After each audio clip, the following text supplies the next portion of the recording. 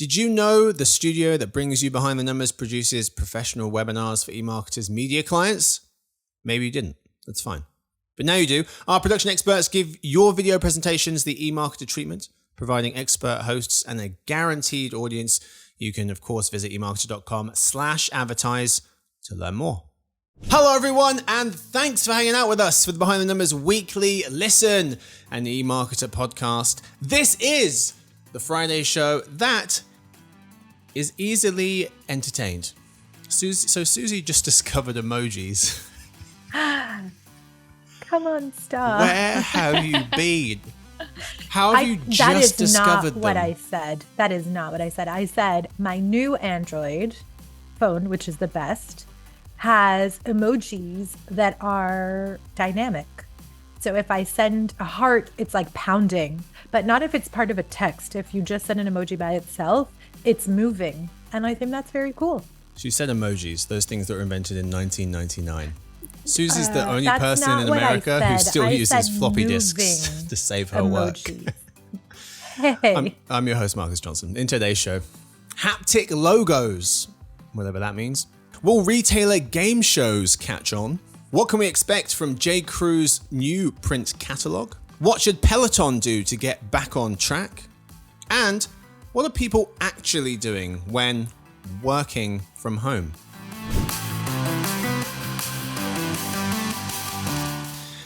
Join me for this episode. We have three people. Let's meet them. We start with our Vice President of Content and the person who heads up our retail and e-commerce desk based in New York. It's Suzy Davidkhanian. Hello. Thanks for having me back. Hello there, of course. We're also joined by one of our senior analysts on that very retail team. He is also based in New York, and his name is Blake Droesch. Hey everyone, good to be here. Hey chap. And finally, we have our principal analyst who covers everything retail media based in that same city. It's Sarah Marzano. Hi Marcus, thanks for having me. What do we have in store for you today? We have a story of the week. We will have a game today, and we end with some random trivia. But we start, of course, with the story of the week. All right, we're talking about haptic logos. I'll try to explain. MasterCard enters a new frontier in sensory marketing, a haptic logo, writes Rebecca Stewart of Adweek. Haptic technology uses pressure and signals to replicate the signals human nerves process when we touch something. So that's what haptics are. Adweek's Miss Stewart explains that the brand is debuting, MasterCard, a haptic logo, a distinctive series of vibrations that customers will feel, quote unquote, via their phone when shopping online or using a payment terminal. The goal here is to reinforce the brand and reassure customers when a transaction is pending at checkout, as the vibration is synced with MasterCard's sonic logo. That's the jingle that you hear when the brand appears on the screen, like the McDonald's da-da-da-da-da, like that one. It will initially launch in Latin America and Eastern Europe. Blake, I'll go to you first. Sure. Haptic logo. What was that? I said sure. Okay, good. Thanks for agreeing. Haptic logos. What's your take on this story?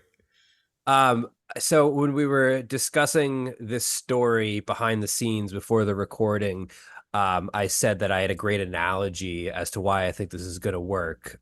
So I'm going to say it right now. I hope it doesn't flop. But playing solitaire on the computer. Mm-hmm. No one plays solitaire on the computer because solitaire is actually a fun game. They play it because when they win, they want to hear the sound of the cards reshuffling and the cool waterfall logo that happens to the completed deck of cards. There's a sense of satisfaction, like a little bit of sense of satisfaction there that comes from something like a little jingle or a little vibration. And I think especially if someone is making a purchase for, a piece of clothing or maybe an electronic item that they're excited about, they're going to associate that vibration with a positive experience. And that is actually going to do well for MasterCard. So yes, is it maybe a little gimmicky? Sure. But gimmicks work in advertising all the time. They work in marketing all the time. So I think that this is something that's, interesting. It's simple. And I think it's really going to work well for them. What Blake actually said was that he had several ingenious takes.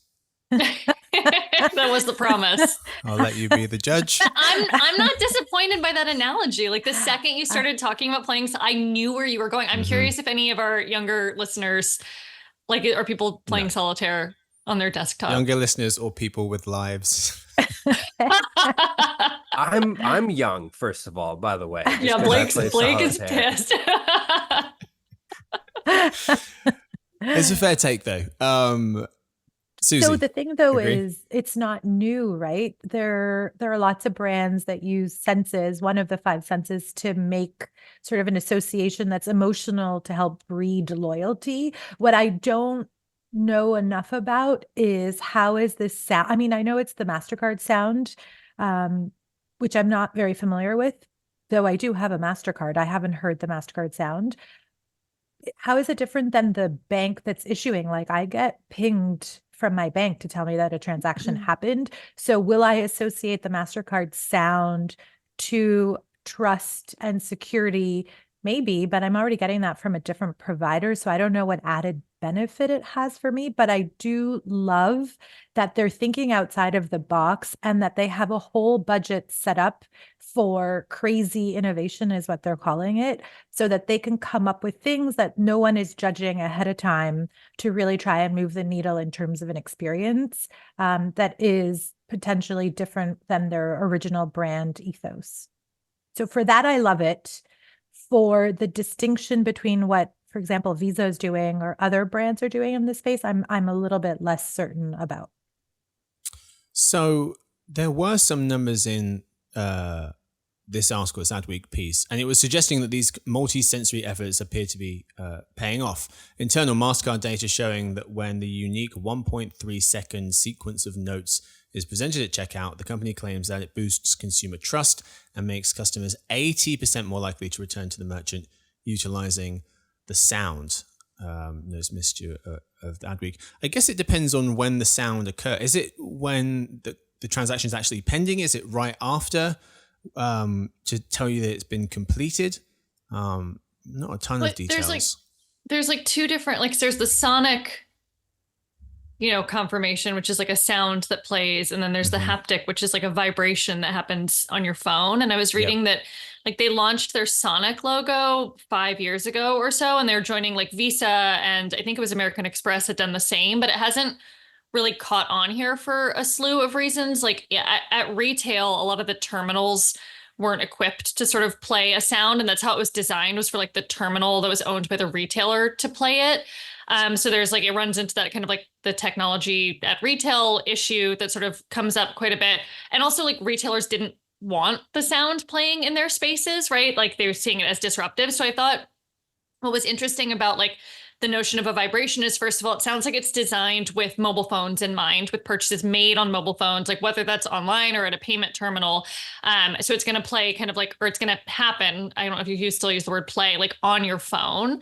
And it does feel new and interesting. And I think it's a nice way to sort of continue this sort of multi-year endeavor that MasterCard has undertaken to really lean in on multi-sensory marketing. I'm not sure what working necessarily means. I'm curious, like if consumers are going to like it or find it disruptive and mute it. But I definitely think it's interesting. And Suzy, I agree with you that I loved the idea that they have a budget set aside for innovation. So it's less about climbing an uphill battle to sort of court dollars. It's more about like, hey, we're going to play, we're going to experiment, we're going to do some new things and try things out. Yeah. And I think, to Suzy's point, it is like they're trying a lot of ways to sort of like build their brand to overcome the fact that, they really are, they're not the issuer. So they're not necessarily the brand that is directly associated in the mind of consumer with the, the payment or the credit card.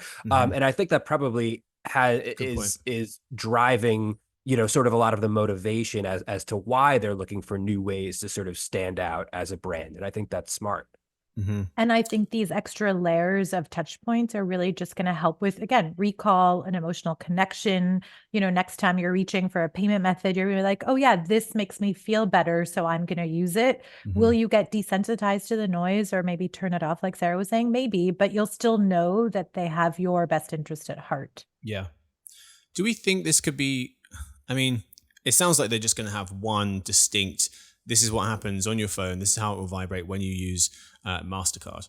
But do we think that retailers might eventually evolve this into this could be good for rewards, so that your phone has like a distinct vibration after a transaction if you unlock a free coffee, for example, and that consumers could get used to, scanning and then, or touching their phone to the terminal, and then at some point getting the reward of, it made that noise, it did that vibration that I know means that I got some kind of unlocked some kind of a bonus or some kind of a freebie.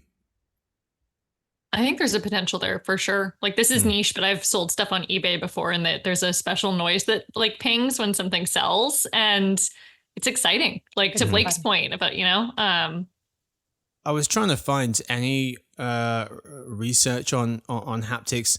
There's not a ton. There was a Fast Company article that was written quite recently from Chandra Johnson Green of VSP Vision. That's the company name. And they were noticing this concept of the Internet of Senses, which encompasses technologies designed to enhance and digitize sensory experiences. So AR, VR, AI. And they were saying that market, that space is projected to grow fivefold from 17 billion last year to 84 by 2030. So a lot of hope with the Internet of Senses and haptics being a part of that. We'll see if it can catch on. That's all we've got time for the story of the week. Time now for the game of the week. Today's game, the Super Duper game.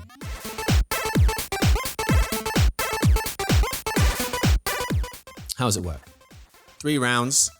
Today we have the random scale, fill in the blank, and pretend CEO. The better the answers, the more points you get. Pretty simple. We'll start with round 1. Let's go Sarah first. For the random scale, where folks have to tell me about the chances of something happening using the random scale. And the story is Amazon's new Shark Tank style show gives winners prime placement in its stores, writes Jessica Tunkel of The Journal. The Retail Giants competition show, debuting at the end of October, will feature entrepreneurs pitching their products to an audience and a panel of judges, including Amazon executives, like its VP of US ad sales and the Ring Smart doorbell creator whose company Amazon bought, as well as celebrities like Goop founder Gwyneth Paltrow. These will be some of the judges. Contestants get 90 seconds to pitch their invention to a studio audience, and the judges as well, who vote on whether the product should go to the judges. Shark Tank meets the Home Shopping Network, explains Miss Tunkel.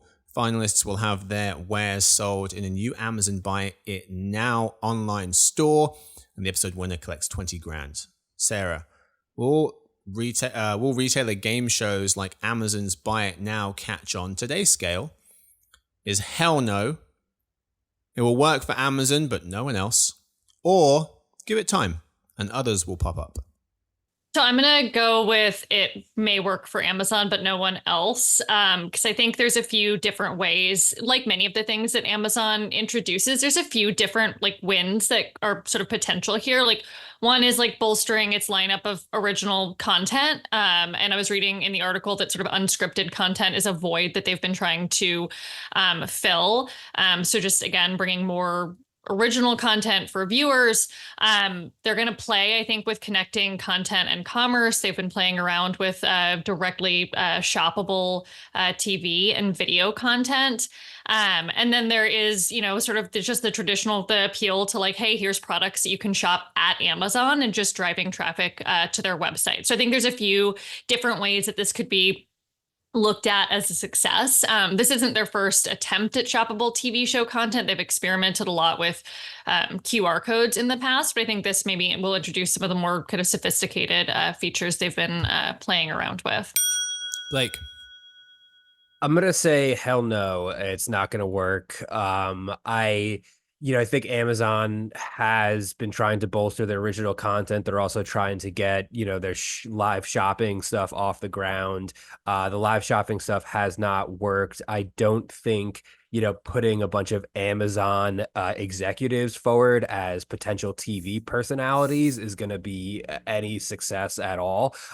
Maybe they'll be able to, throw enough money at cash-strapped celebrities like Gwyneth Paltrow will be able to, come on the show and actually attract viewers in any way. But if you think of Shark Tank, it's about the products that they're selling, but it's just as much about the personalities of the judges as well. And I don't think this and that Amazon exec is going to be able to bring in eyeballs. What about JB Smoove? Is he going to be one of the? He's hosting. He's hosting. He's hosting. All right. Sorry, I'm going to change my. I'm going to change my. I don't opinion. even know who that is. Absolute yes, big success. I didn't either. There we Suzy. go. Seriously? You don't know JB Smoove is from Curb Your Enthusiasm? Watch Curb Your Enthusiasm. Are you kidding me? Which character is it? Leon. Larry's roommate. Oh, got it. Yeah, no idea. It's awesome. Suzy, you're up.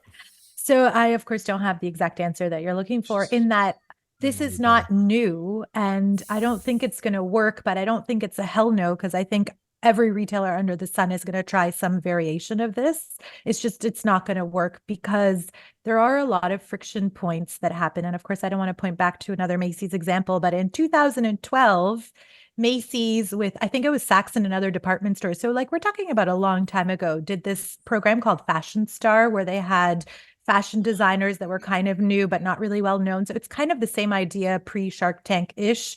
And the Macy's buyers that were on stage were supposed to decide if they liked the designs or not and then buy it. But from the time it was bought to the time it made it into a store and to the time it made it to the right store, and now maybe Gen AI will help with that, but it just didn't match. There was too much friction between when it aired and when the product dropped, and having enough of the items at the right price that people were willing to pay, that it just wasn't feasible. So I think it's a nice idea. Like Sarah and Blake have said, it's not the first foray. It won't be the last one. It's gimmicky in that it'll bring viewers, it'll bring attention, it'll be good PR, but is it going to bring in dollars? No. So it sounds like you're going with give it time, others will pop up and they'll all fail. Correct. I mean, give it time in that it's already happened. It's not, none of it is new. Right. But give it time for others to come along and to keep also, trying. Yeah, right. I don't even know where the show. Did you guys see where it's going to be streamed or broadcast? I assume Sure, Prime? on Amazon Prime. Yeah. Okay, because I thought it was interesting because there was this chart here that was showing where folks prefer to watch shopping related content. And social media was number one, Instagram and Facebook, 64%. Then it was video sharing sites like YouTube, 53%. And then a significant 31% watch them on online marketplaces like Amazon, which is interestingly the same share of those who watch on TV networks, sites like QVC or HSN. So yeah, it depends on where they put this as well. If they put it on social media or maybe on YouTube, it might have maybe more chance of catching on. But our senior retail analyst, Zach Stamble, made a good point. He was saying getting on the show would be a huge win for entrepreneurs. Even if they don't win, since the show could create its own version of the Shark Tank effect, where people who appear on the show experience major boosts in awareness, traffic, and revenues, even when they can't score a deal. All right, folks, round two. We'll start with Blake. We're playing Fill in the Blank, where folks fill in the blank. J. Crew's print catalog is back after a 7-year hiatus. Notes that very gentleman, Zach Stamble. Producing 3 per year starting this month. The retailer will mail them to loyalty program members and other shoppers. They will also be available in J. Crew stores. Zach explains that the catalog will look a little different, featuring thick paper stock, editorial content like an interview with actress Demi Moore, and glossy images of models in the Hamptons and New York City. Fill in the blank. Blake, the return of J. Crew's print catalog is blank. Good for J. Crew, but not necessarily good for anybody else. Okay. I think J. Crew has, the magazine has some, the catalog has some history. It has some cultural cachet that I think probably lends itself to sort of like the early aughts revival that's happening in fashion right now. So I think it's smart of them as an attempt to revitalize their brand, reach a younger audience with sort of a little bit sort of a nostalgic-esque, sort of play at reviving print, which I think is good, sort of given what their brand represents and what it's all about. But I think, Gap, putting out a print catalog, or Banana Republic would, do nothing for them. Okay. Suzy. The return of the J. Crew print catalog is expensive nostalgia. Just like Blake said, it's a very hot trend now. What was old is new again, but all of these newer trends, new old trends, have been reinterpreted. And so I think J. Crew is doing a cool thing with this idea of it being like a magazine. Even magazines aren't really in anymore, right? So it's like a glossy magazine. It's like bringing the online world in real life. Everybody is interested in these editorialized content more and more now. It's like influencers sort of meet catalog and purchasing, changing the path to purchase, sort of, again, not super linear. You didn't even know you needed something, and all of a sudden you're calling it in and buying it or going onto their website. So I think it's really cool. Memories do sell. And I like that they're very specific in who it's going to, because it sends this message of limited availability and you're important to us. But I think it's a little bit tone deaf because of sustainability. So yeah, they went from a gazillion to 3, but I think they probably, if they had just done 1, they would still have that same sort of impact of the nostalgia without wasting so much paper. By a bazillion, Suzy means 13. I've gone from 13 remember. to I didn't want to say the wrong number. But it was once a month, and now it's just 3 a year. Sarah. I love this move. And I think maybe it appeals just like specifically to me. Like, I am someone who has a lot of nostalgia for that time in J. Crew's history. And I think they're sort of right to recognize, like, they once occupied such an iconic place in American fashion, but they sort of famously, in retail at least, lost their way. They tried to do too much. They had these big aspirations. They were at Fashion Week. They sacrificed this connection they had to the core customer they were originally meant to appeal to. And I think they've made some really smart moves. They brought over Libby Waddle from Madewell. They have a creative director that has a great following on social media, Olympia Gayo. And I think they're tapping into this nostalgia in a few smart ways. So Demi Moore, who's very iconographic of that time, tapping into the energy around vintage J. Crew. So the interview with Demi Moore talks about her vintage collection, and they're bringing it into their merchandising as well. So they've got capsule collections of iconic vintage J. Crew products that they're doing like a drop style with. And I think the magazine or the catalog is a great way to kind of tie that together. All really good points. Zach made this one as well, which I wanted to quickly bring up, saying that the catalog will help with controlling the story that you want to tell, because they're linear in nature and allows brands to tell a clear, coherent brand story in a way that's relatively difficult in other channels. Because if someone goes to your site, you could try to steer them in a certain direction or anticipate where they're going to go, what they're going to do first, but this allows you to tell a very clear story. All right, gang, let's move to our third round. It's Pretend CEO, where our contestants pretend to be a CEO. For this round, we're talking about Peloton's next move. Katie Dayton of the Wall Street Journal writes that Peloton's comeback marketing plan will involve less bike, fewer promos, and more men. She notes that its new-ish CMO, Lauren Weinberg, who joined the company in January, is preparing a marketing campaign designed to return to relevance a company that spent the last few years righting itself following a pandemic boom and bust. In August, the connected fitness company reported its first rise in sales in over 2 years. Ms. Dayton says the new ads will try and convey that Peloton is a suite of services for a range of customers with varying fitness goals. We'll start with Suzy for this one. If you were CEO for a day of Peloton, what would you do as the pretend CEO to get Peloton back on track? So I think too ambitious for one day, but one of the things I would recommend is that they start thinking about more locations. There aren't a lot of studios. And we know that during COVID, everybody was stuck at home and doing the bikes and other sort of like magic mirror-y kind of activities from home. They transitioned that to, you don't need an expensive bike, you can use an app. But what I think they're missing is that sense of community in real life that they have built on the bikes. Like, I have friends who come from Chicago and from Toronto actually to go to the studio here, who are fan people, boys and girls, men and women, fans, big fans of some of the instructors, but I just don't think they have that right amount of space in real life space. As far as the new marketing campaigns are concerned, acquisition is hard. I think it's important to think about all the different segments, but I think it's critical. So another thing I would do is make sure that we don't alienate the core customer and that we truly can segment and personalize messages to the right person at the right time. Sarah, pretend CEO for Peloton. Yeah, so I continue to be fascinated that Peloton didn't have as much of a game plan for the world post-pandemic. I agree with Suzy in some ways. I was sort of considering more studio spaces, but I think another thing that they could do, there's a lot of customers who bought the Peloton bike during the pandemic and are now reevaluating whether that it makes sense to take up that space, right, in their living, whatever their living situation is. But I think there's ways to reinforce the value of the monthly membership and double down on like the strength of that equipment through partnerships. So think through where people are spending their time. Think through, is there an opportunity to have Peloton bikes available at airports, have them available at more hotels, right? Make it very publicly sort of like easy to understand what hotels they're going to be available at. Companies are going into like return to office mandates, right? Could you do partnerships with larger corporate office buildings or luxury apartments? I think taking that strength of the physical equipment and making it more available to members wherever they're spending their time is what I would do. You said they a lot. I needed more we for you to get more. Yes, we, right. No, it's fine. Sorry. This It's is too late. me. I'm doing this. That's going to hurt your score. Blake, you're up. What my team and I at Peloton would do. Nice. Damn it. Very nice. My team, they do a tremendous job, by the way.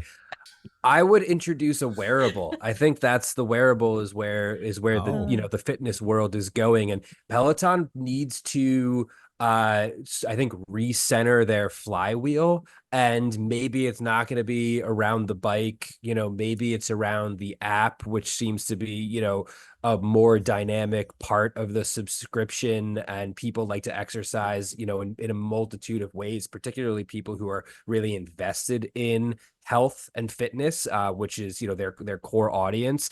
I think, something akin to a watch like the Garmin's that are really popular, or the Apple Watch, like they've got to figure out a way to be able to sort of like own the ecosystem. And I'm not so sure that, an app on your phone or your smartwatch is the way that they're really going to stand out as like the brand that's going to be able to sort of like build a larger flywheel. So I think, a line of wearables would actually, be a really big investment, and, could potentially bankrupt the company. But, I'm only CEO for one day. So I think it's a great big idea. Someone else's problem with a lot of investment, and we'll see what happens. Maybe there's a haptic message opportunity there too for when you hit different milestones in your nice I think that's a fantastic idea. Will it get you extra points? No. Give me a raise.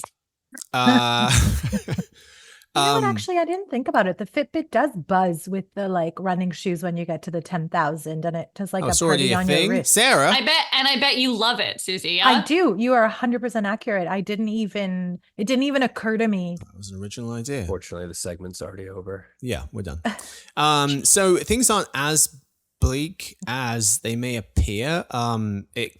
Peloton has stabilized its users in the US. They went from 4 million to 6 million from 2020 to 2022. Then they fell from that peak of 6 point something to 5 that they're at today. And our forecasting team expects that 5 million to hold up for the next couple of years. Part of the reason is their fiercely loyal user base. The company has a really low churn rate, 1.2%. among paid connected fitness subscribers, notes Zach Stambor, our senior retail analyst. The question is, can it revive that kind of flash in the pan moment?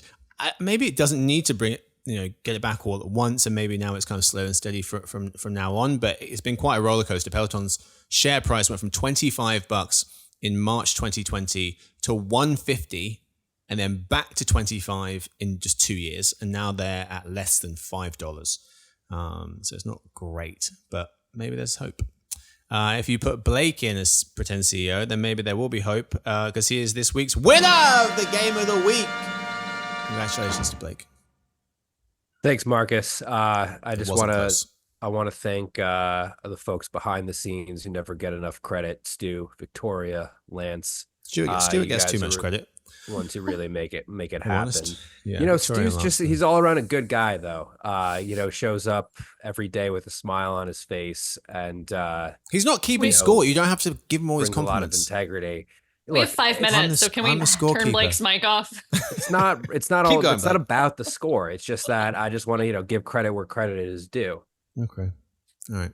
I think Blake should always win. He does goodness. always win. A super duper game. He always wins. It's not even. This Blake is super duper. I don't want to be a Thanks, sore dude. Appreciate loser, it. but he wins every time. All right, gang. That's all we've got time for the game of the week. Today's last segment. As always, it's dinner party data.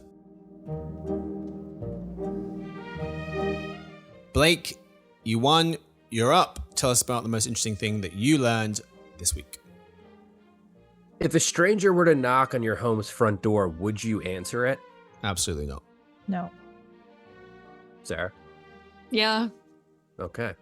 Well, 43%. So sorry, 48%. That was the end. Just a question here. Okay, we'll move on. 48% Suzy. of U.S. adults would answer the door. 17% not so sure. 35% hard no would ignore them. Members of the silent generation are most likely to answer the door for the stranger, people. whereas millennials are least likely to Mhm. answer the door That tracks. for a stranger. And there you have it. That's my dinner party data. Millennials. I'm kidding. I of course would. Well, would you look through the whole, like, if you can see who it is, then yeah, you would answer. But if you can't see who it is, you would never Just open answer. it. Who's it going to be? Oh, How many the enemies do you boogeyman. have? I don't have any. It's Susie's people definitely you not don't answering know. the door. Yeah, it's usually people you don't know. All right. Suzy, Samaritan of the week. You go ahead. You're up. What? Perfect. My dinner party data is about a little bit about travel. 1 in 4 people do business trips or plan to do a business trip in 2024. 1 in 5 plan to do a workcation, and there are a lot of very positive benefits to doing a workcation, which is when you travel and you also work and you get to experience new things. What I did want to talk about is the term digital nomad. Do you guys know when it was first used?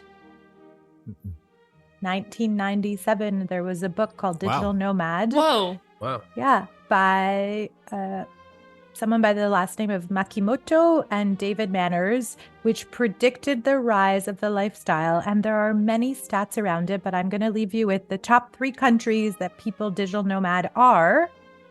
Do you know? Where are they from, or where do they go to? Where digital they're going. nomad? US is the biggest. Millennials are the biggest. US is by far the biggest. Americans that do digital nomading. I Top would 3 say countries. Mexico. No. Germany. US, Thailand, and Spain. Top 3 cities, London, Bangkok, and New York City. Yes, they don't match 100%. There are like lists when I was looking at going and doing my own digital nomad situation for a very short period of time. There are lists of places and things to think about it. It's really quite fascinating space. And so 1 in 5 do it. I'm now realizing I think I've been on workcation for the last 3 years. Okay. How nice for you. Yeah. It's been great. Sarah, you're up. All right. My dad gets credit. He sent me this news article. It is hard to find news that is not depressing. There's a new study from the Nature Ecology and Evolution Organization around observing octopuses, which is the plural. Octopi is not right, apparently, and fish who had been observed hunting together. And for years, it was sort of assumed that the fish were kind of freeloading off of the octopus because the octopus is the one killing the prey and then everyone's feeding off of it. But they were able to use like multiple camera angles and reconstruct what was happening to identify that the 2 or multiple different species were actually working together. So the fish were seeking out prey, presenting options to the octopus, and then the octopus was choosing and killing the prey, and everyone was benefiting with what the article called a first come, first serve feeding opportunity. But the other fun thing is that there were some fish that were freeloading, and when that happens, the octopus would punch them in the face, which is just fun. It's fun. Funny. Okay. So that's a bit better. but still bad. Are we sure that the fish weren't just like, oh, quick, the cameras are here. Look like you're trying. We're not sure. I will dig deeper on that for the next time. I I trust never him. come here. Never come. All right. Sarah's all right. Sarah's not coming back, folks. This is her last episode. No. She's sick of losing on the game. It's been a good run. Suzy claimed I don't read. I did not say that out loud Uh, on camera. Suzy may or may not have said that Sarah can't/doesn't read. That All is right, I've got not one what for I you real said. quick. What folks are That is not what- actually, all when she the does is cameras are read. off, Mad, Suzy is a No, meanie. all she does is read, obviously. That's what I meant. Blink like twice she- if I need. All right, I've got one for you real quick. What folks are actually doing when working, air quotes, which I can do now because it's a video podcast from home. According to a recent workplace and culture study from SurveyMonkey. So 3 things for you. 1, folks are taking vacations without telling anyone. Sneaky. 32% of hybrid or remote workers admit to taking a quiet vacation, as it's called, at least once within the last year, or completing work while going on vacation without officially taking time off and telling their employer or manager. I've got to stop telling Stuart. I'm too honest. I'm telling him everything. Forget that. Quiet vacation, here I come. Number 2. What non-work activities are remote folks doing during the workday? Oh. Laundry. Laundry was... That's later. Oh, cooking. Laundry is errands, so that's second, I guess. First was multitasked on a work call or completed household chores. Actually, no, that is laundry and cooking. It could be said 46%, 33% ran errands outside of the home, 20% took a nap, 17% worked from a different location without telling anyone. Then it was watched TV and played video games, and then 4% of very brave people worked another job. Wow. Blake, Oh, industrious. what non-work I feel like activities? the line between a quiet vacation and a workcation is really that's really in the eye of the beholder, I think. What non-work activities? Last one. What non-work activities are remote folks doing during a video call? 29% will use the bathroom. 21% browse video social call? media. Yeah, camera off. They'll just go camera off. But someone's on video. Hopefully sound too. Yeah, everything. 21% of people browse social media. 14% did a little online shopping. 12% popped some laundry in. 9% cleaned the kitchen. 4% fell asleep. Stop. And 3% of the most brazen jumped in the shower. God. During a call? Yeah, just video and sound off, and then they were just like listening in, but they decided I to. will say one time during a podcast meeting, I made an entire full breakfast, and then came back, and Marcus was still talking. Okay, that Sounds didn't about happen. right. I mean, now you can say that because you already won. Yeah, that's true. What did happen though is Suzy thought it would be smart to try and record an episode from a boat once. Stop. That is That's a true not story. what happened. Okay. That is not what happened. That is true. I think I heard about that. So, Yeah. That's 100% true. Victoria, who edits the show, nearly had an aneurysm. That is not It's true. furious. Anyway, that's all we've got time for today's episode before Suzy can refute it. Thank you to all my guests. Thank you to Suzy. Thanks for having me. Thank you to Blake. Absolute pleasure as always, Marcus. Have a great day. Pleasure's all ours, trust me. Thank you to Sarah, thanks for having me. being on her last episode. Thanks to Victoria, who edits the show, Stuart, who runs the team, Sophie, who does our social media, and Lance, who runs our video podcast. And thanks to everyone for listening in to the Behind the Numbers Weekly Listen and eMarketer podcast. We hope to see you on Monday for the Around the World show hosted by Bill Fisher. He'll be speaking with Ethan Kramer-Flood, Man Chung Chung, and Matteo Cervels, all about advertising bans around the world. Happiest of weekends.